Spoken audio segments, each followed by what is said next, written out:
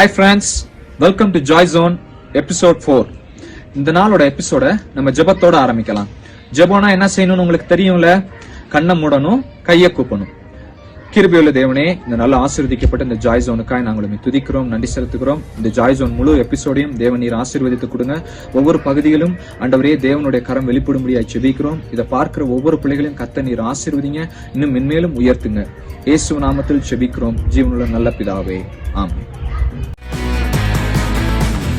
Okay, இப்போ நான் உங்களுக்கு ஒரு இன்ட்ரெஸ்டிங்கான கதை சொல்ல போறேன். உங்க எல்லாருக்கும் ஃப்ரெண்ட்ஸ்னா ரொம்ப பிடிக்கும்ல. உங்க ஃப்ரெண்ட்ஸோட டைம் ஸ்பெண்ட் பண்ணணும், உங்க ஃப்ரெண்ட்ஸோட ஜாலியா விளையாடணும், உங்க ஃப்ரெண்ட்ஸோட ஊர் சுத்தணும் அப்படின்னு எல்லாருமே விரும்புவீங்க. ஆனா இன்னைக்கு நான் சொல்ல போற கதையில இருந்து உங்க ஃப்ரெண்ட்ஸ்க்காக நீங்க இன்னொரு விஷயமும் பண்ணலாம் அப்படின்றத நீங்க தெரிஞ்சுக்க போறீங்க. ஓகேவா? 4 ஃப்ரெண்ட்ஸ் அவங்களோட ஃப்ரெண்டை காப்பாத்துறதுக்காக செஞ்ச ஒரு விஷயத்தை தான் இன்னைக்கு நம்ம பைபிள்ல இருந்து கத்துக்க போறோம். ஓகேவா? ஏசப்பா ஊழியம் செஞ்சுட்டு இருந்த நாட்கள்ல அவர் ஒரு இடத்துல பிரசங்கம் பண்ணிட்டு இருக்கிறாரு. அப்போ அந்த இடம் முழுவதும் பயங்கரமான கூட்டம் ஏசப்பாவோட பிரசங்கத்தை கேட்கறதுக்காக நிறைய ஜனங்க அங்க கூடி இருந்தாங்க. அந்த ஊர்ல ஒரு வாலிப பையன் வியாதிப்பட்டு நடக்க முடியாம ரொம்ப நாள் படுக்கையிலே இருந்தான். இதை பார்த்த அவங்க 4 ஃப்ரெண்ட்ஸ் அவங்களால மனசு கேட்காம அந்த ஃப்ரெண்டை தூக்கிக்கிட்டு ஏசப்பா இருக்க இடத்துக்கு கொண்டு போறாங்க. அப்படி அவங்க கொண்டு போறப்ப அந்த இடத்துல நிறைய ஜனக்கூட்டம் இருந்தனால அவங்களால ஏசப்பா கிட்ட போகவும் முடியல, ஏசப்பாவை பார்க்கவும் முடியல. ஆனாலும் அந்த 4 ஃப்ரெண்ட்ஸ் ஏசப்பா மேல வச்சிருந்த விசுவாசத்தை தளர விடாம இருந்தாங்க. ஏசப்பா சுகமாக்கினா நம்ம ஃப்ரெண்ட் கண்டிப்பா எந்திரிச்சு நடப்பான், ஏசப்பா சுகம் கொடுத்தா நம்ம ஃப்ரெண்ட் விடுதலை அடைவான் அப்படின்னு சொல்லி அவங்க ரொம்ப நம்பிக்கையோட விசுவாசத்தோட இருந்தாங்க. அதனால அவங்க என்ன செஞ்சாங்கன்னா, வீட்டோட மேல்கூரைக்கு அவங்க ஃப்ரெண்டை தூக்கிட்டு போனாங்க. வீட்டோட மேல்கூரையை பிரிச்சு ஏசப்பா பிரசங்கம் பண்ணிட்டு இருந்த இடத்துல அவங்க ஃப்ரெண்டை கீழே இறக்குனாங்க. இதை பார்த்து ஏசப்பா என்ன விஷயம் அப்படின்னு சொல்லி கேட்டாரு. அப்போ அவங்க சொன்னாங்க, எங்க ஃப்ரெண்ட் ரொம்ப நாளா வியாதிப்பட்டு நடக்க முடியாம பெட்டிலே இருக்கான், நீங்க சுகம் தந்தீங்கன்னா அவன் எந்திரிச்சு நடப்பான் அப்படின்னு சொல்லி அவங்க ஏசப்பா மேல வச்சிருந்த விசுவாசத்தை ஏசப்பா கிட்ட அறிக்கையிடுறாங்க. இதை பார்த்து ஏசப்பாவே ஆச்சரியப்பட்டு அந்த வியாதிப்பட்ட பையனை நோக்கி உன் படுக்கையை எடுத்துக்கொண்டு நட அப்படின்னு சொல்றாரு. சொன்ன மாத்திரத்திலே அந்த வியாதிப்பட்ட வாலிபன் சுகமடைந்து எந்திரிச்சு நடக்கிறான். இது எவ்வளவு பெரிய அற்புதம் இல்லையா? இதே போல நம்மளும் நம்ம ஃப்ரெண்ட்ஸ்க்காக ஜெபிக்கும் பொழுது, ஏசப்பா கிட்ட விசுவாசத்தோடு நம்ம ஜெபம் பண்ணும் பொழுது, நம்ம ஃப்ரெண்ட்ஸ்க்கு இருக்க பிரச்சனைகள், வியாதிகள், எல்லா போராட்டங்கள், இப்படிப்பட்ட காரியங்கள்ல இருந்து ஏசப்பா நம்மளோட ஃப்ரெண்ட்ஸையும் விடுதலை ஆக்குவார். நீங்க இன்னையில இருந்து உங்க ஃப்ரெண்ட்ஸ்க்காக விசுவாசத்தோட நம்பிக்கையோடு டெய்லி ஏசப்பா கிட்ட ஜெபம் பண்ணுவீங்களா? ஓகே, நம்ம விசுவாசத்தோட ஜெபிச்சா ஏசப்பா அற்புதம் செய்வார் அப்படின்றத நம்ம இந்த கதையின் மூலமா கற்றுக்கொண்டோம் இல்லையா? விசுவாச அப்படின்ற தலைப்புல இப்போ நம்ம ஒரு மனப்பாட வசனம் கத்துக்க போறோம். ஓகேவா? நீ விசுவாசித்தால் தேவனுடைய மகிமையை காண்பாய். யோவான் 11:40. நீ விசுவாசித்தால் தேவனுடைய மகிமையை காண்பாய். யோவான் 11:40. இதே வசனத்தை இப்ப நம்ம ஆக்ஷனோட செய்ய போறோம். ஓகேவா? ரெடியா? நீ விசுவாசித்தால் தேவனுடைய மகிமையை காண்பாய். இன்னொரு தடவை செய்யலாமா? நீ விசுவாசித்தால் தேவனுடைய மகிமையை காண்பாய். யோவான் 11:40. ஹாய் ஃப்ரெண்ட்ஸ், இப்போ நம்ம ஒரு புது கிராஃப்ட் பார்க்க போகிறோம். அதுக்கு என்னென்ன திங்ஸ் வேணும்னு சொல்கிறேன். ஒரு கலர் பேப்பர், ஸ்கேல், உங்களுக்கு பிடிச்ச கலரில் எதுனாலும் பென் எடுத்துக்கோங்க, கம், அப்புறம் சிசர். ஃபஸ்ட் நம்ம இந்த கலர் பேப்பர் எடுத்து இந்த மாதிரி ஸ்கொயர் ஷேப்பில் கட் பண்ணி வச்சுக்கணும். கட் பண்ணிவிட்டு நான் ஆல்ரெடி அவுட்லைன்லாம் கொடுத்து இதை டிசைன் பண்ணி வச்சுருக்கேன்.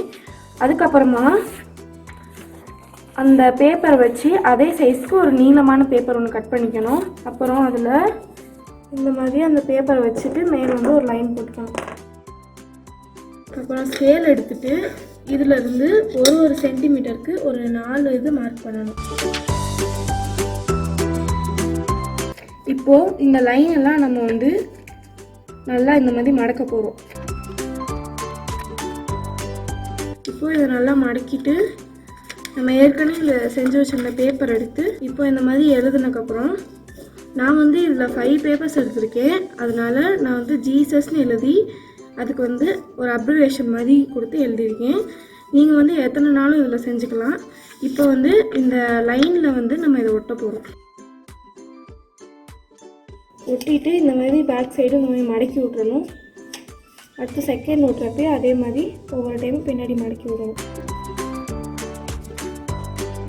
லாஸ்ட் ஒன் ஒட்டுறப்ப இந்த பேப்பரோடு சேர்த்து ஒட்டிடக்கூடாது, மேலே மட்டும் ஃபஸ்ட்டு ஒட்டுற மாதிரி மேலே மட்டும் ஒட்டணும். இப்போ நம்ம இந்த சைடு இப்படி மடக்கி ஒரு பேப்பர் எடுத்து, இப்போ நான் செஞ்சுருக்க சைஸ் வந்து இதில் 7 சென்டிமீட்டர் இருக்குது. அதனால் நான் அதை அப்படியே டபுளாக ஒரு 15 சென்டிமீட்டர் இல்லைன்னா ஒரு 14 சென்டிமீட்டருக்கு இதை ஒரு லைன் வரைஞ்சிட்டு அதை கட் இந்த மாதிரி இதை கட் பண்ணிவிட்டு இந்த லாஸ்ட் பேப்பரில் வந்து இப்படி வச்சு இதோட சேர்த்து நம்ம இப்படி ஒட்ட போகிறோம். இப்போ இந்த லாஸ்ட் பீஸை வந்து ஃபுல் பண்ணுற மாதிரி ஒன்று வரையும்.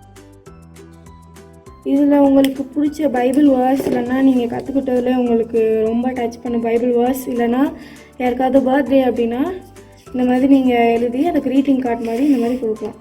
இதை நீங்கள் வீட்லேயும் ட்ரை பண்ணி பாருங்கள் ஃப்ரெண்ட்ஸ். அடுத்த வாரம் பார்க்கலாம்.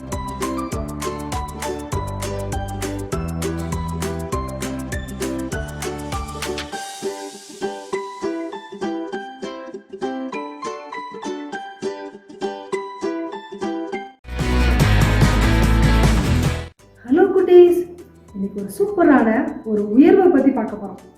அது என்ன உயர்வுன்னு சொல்லி நீங்களும் பாருங்க. ஒரு பையன் என்ன பண்ணான் அப்படின்னா, கடவுளை நம்பி நம்பி கடவுள்கிட்ட எதையாவது கேட்டு கேட்டு உயர்வு அடையணும் அப்படின்னு சொன்னால் ரொம்ப நேரம் ஆக்குறாரு, ரொம்ப பொறுமை காத்திருக்க வைக்கிறாரு, ரொம்ப நாள் கழிச்சு தான் கிடைக்குது அப்படின்னு சொல்லிட்டு அவனுக்கு ரொம்ப கஷ்டமா இருந்துச்சான். சே, நம்ம என்ன பண்ணுவோம், கடவுள்கிட்ட உயர்வு வாங்குறத விட சாத்தான்கிட்ட உயர்வு வாங்கினா ரொம்ப ஈஸியா சீக்கிரமா கொடுத்துருவான் அப்படின்னு சொல்லி அவன் என்ன பண்ணானா, ஒரு நாள் முடிவெடுத்தானா. என்ன எடுத்தானா, சாத்தானே என்கிட்டக்கு வா. உடனே ஜங்குடு சாத்தான் வந்து குதிச்சு நின்னானா. என்ன தம்பி, என்ன வேணும் உனக்கு, சொல்லுங்க பாஸ், என்ன சொல்லுங்க அப்படின்னா. சாத்தானே, நான் உன்னைய நம்புறேன், நீ என்ன பண்ணணும், என்னைய உயர்ந்த இடத்துல நீ வைப்பியா அப்படின்னு கேட்டாங்க. ஓ நிஜமா பாஸ், நீங்க நம்புங்க, உங்களை உயர்ந்த இடத்துல கொண்டு போவேன், அது சீக்கிரம் சீக்கிரம் நடக்கணும், லேட் ஆகக்கூடாது கொஞ்சம் கூட அப்படின்னு சொன்னானா. ஓ அப்படியே நடக்கட்டும் அப்படின்னு சொல்லி சாத்தானு சொன்னானா. இப்போ வந்து என்னன்னா, படிச்சுட்டே இருக்கும்போது நல்ல மார்க் எடுக்கணும்னு கேட்டானா. சீக்கிரமா நான் ஒழுங்கா படிக்காமலே நிறைய மார்க் எடுக்கணும் அப்படின்னு கேட்டானா. உடனே அதே மாதிரி நல்ல மார்க் எடுத்தானா. சீக்கிரமா எனக்கு வேலை கிடைக்கணும், நிறைய சம்பளம் வாங்கணும் அப்படின்னு சொல்லி உடனே வேலையும் கிடைச்சிச்சான். அப்புறம் பார்த்தா நிறைய காசு கிடைச்சிச்சு, நான் ரொம்ப பெரிய பணக்காரன் ஆகணும், சீக்கிரமா ஆகணும் அப்படின்னு கேட்டானா. அதே போலவே பெரிய பணக்காரன் ஆனானா, பயங்கரம் உயர்வு கிடைச்சிச்சான், நல்ல அந்தஸ்து கிடைச்சிச்சான், எல்லாமே இருந்துச்சான். இப்படி ஒரு நாள் நல்ல உயர்வு கிடைச்ச டைம்ல ஒரு பிஸ்னஸ்ல இவன் ஒரு தப்பு பண்ணிட்டான். இவனுக்கே தெரியாம நடந்துச்சு அந்த தப்பு.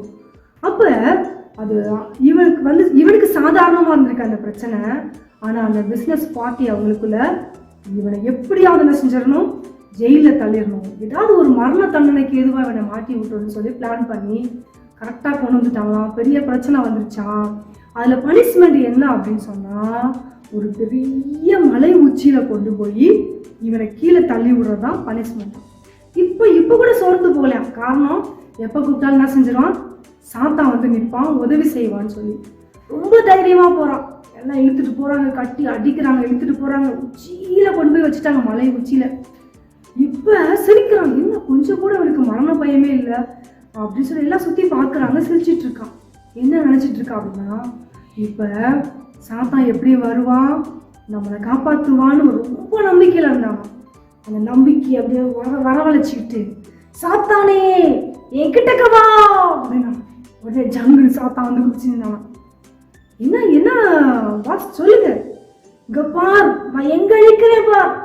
ஆமா, எவ்வளோ பெரிய மலை உச்சியில நிக்கிறீங்க. ஆமா பாஸ், நீங்க கேட்டது நடந்துருச்சு, நீங்க தானே சொன்னீங்க உயரத்தின் உச்சிக்கு போகணும்னு சொல்லி, நீங்க வந்துட்டீங்க பாஸ். ஐயோ அது அல்ல, இப்ப நான் சாக போறேன், என்னை கீழே தள்ளி விட போறாங்க. ஐயோ எனக்கு தெரியாது பாஸ், நீங்க என்ன சொன்னீங்க, உயரத்துல தானே கொண்டு போன்னு சொன்னீங்க, இதோட என்னோட டியூட்டி முடிஞ்சு, ஓகே பாய், போயிட்டு வரேன் அப்படின்னு சாத்தா பறந்து போயிட்டானா. ஒரு நிமிஷத்துக்குள்ளர இவனை அப்படியே என்ன செஞ்சுட்டாங்களாம், அந்த போர்ச்சியவர்கள்லாம் சேர்ந்து கீழே தள்ளி விட்டாங்களாம். மலை உச்சி வந்து கீழே உளுந்து மண்டை உடஞ்சி கை காலாம் நொறுங்கி போய் ரத்த வெள்ளத்துல என்ன செஞ்சானா கீழே பாதாளத்துல சிதறி கிடந்தான். பாருங்க குட்டீஸ், முடிவு என்னாச்சு? எதையுமே அனுபவிக்க முடியாம போயிடுச்சு. சீக்கிரமா உயர்வு வேணும், வேகமா நடக்கணும்னு சொல்லி சாத்தானை நம்பி போனா என்னாச்சு? சாத்தான் ஒரு குறிப்பிட்ட லெவலுக்கு மேல காப்பாற்ற முடியாது. இன்னைக்கு உலகத்திலேயே அப்படிதான் இருக்காங்க. சீக்கிரமா படிக்கணும், நல்லா மார்க் வாங்கணும், நல்லா வேலைக்கு போகணும், சீக்கிரம் சீக்கிரம் சீக்கிரம் நடக்கணும் அப்படின்னு நினைக்கிறாங்க. அது தப்பு கிடையாது. அது ஆண்டவருடைய துணையோடு என்ன செய்யணும்?